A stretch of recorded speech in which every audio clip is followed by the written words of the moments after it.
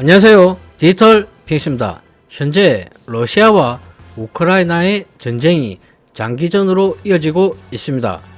이런 가운데 지난 4월 12일 조 바이든 미국 대통령이 우크라이나를 침공한 러시아군의 잔혹한 행위를 가리켜서 제노사이드라고 한 발언을 두고 여러 논란과 파장이 일어나고 있습니다. 바이든 대통령은 현재까지 러시아에 대해서 전쟁 범죄라는 말은 사용을 해왔으나 제노사이드로 규정하는 것은 이번이 처음입니다.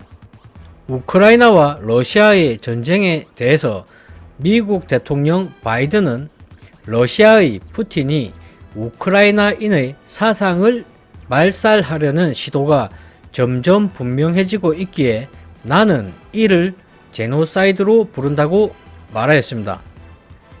또한 이에 대한 증거가 점점 늘어나고 있다고 말하고 있습니다.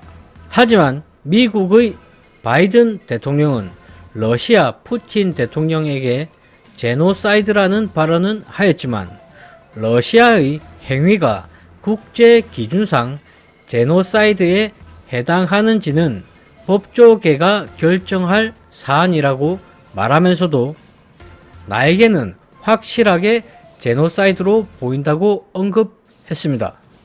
미국의 바이든 대통령이 러시아의 푸틴 대통령에게 제노사이드에 해당한다고 말은 하고 있지만 여기에 대한 판단은 법조계가 판단할 사안이라고 한 발 물러서는 듯한 모양새에는 이유가 있습니다.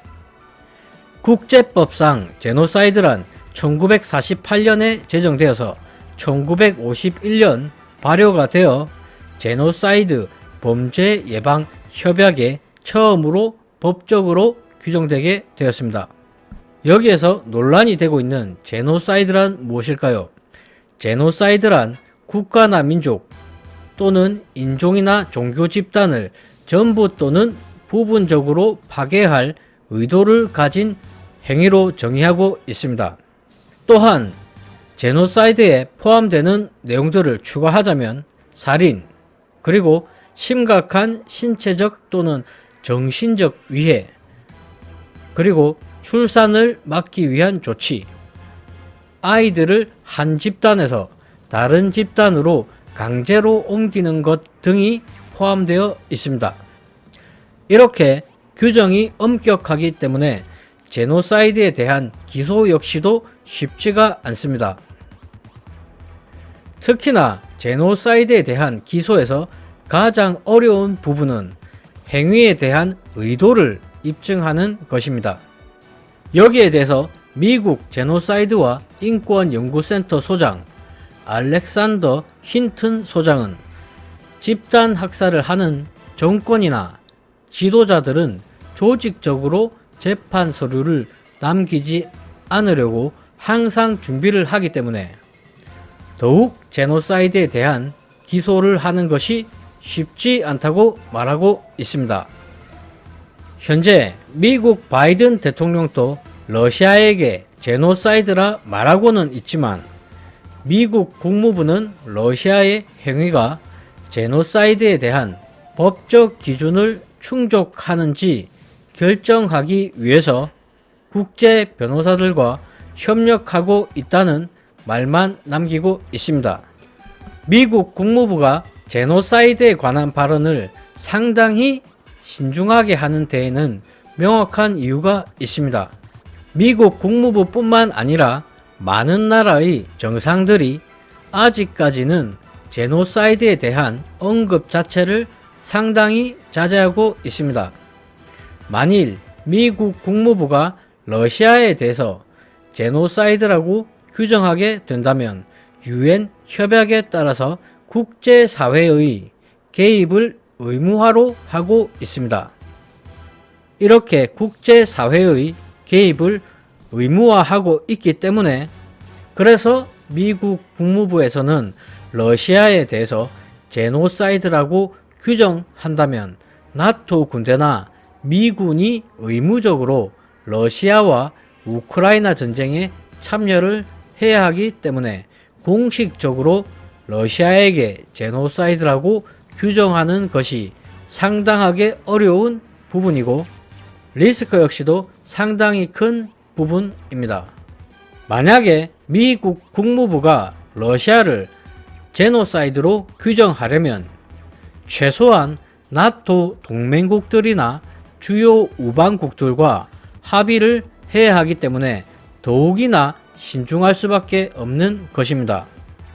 이에 대해서 러시아는 즉각적인 반발을 했습니다. 드미트리 페스코프 크렘린궁 대변인은 4월 13일 브리핑에서 바이든 대통령의 제노사이드 발언에 대해서 상황을 왜곡하려는 시도에 명확히 반대한다라면서 절대로 용납할 수 없다라고 말했습니다. 이에 대해서 러시아는 즉각적인 반발을 했습니다. 드미트리 페스코프 크렘린궁 대변인은 13일 브리핑에서 바이든 대통령의 제노사이드 발언에 대해서 상황을 왜곡하려는 시도에 명확히 반대한다고 말하면서 절대로 용납할 수 없다라고 말했습니다.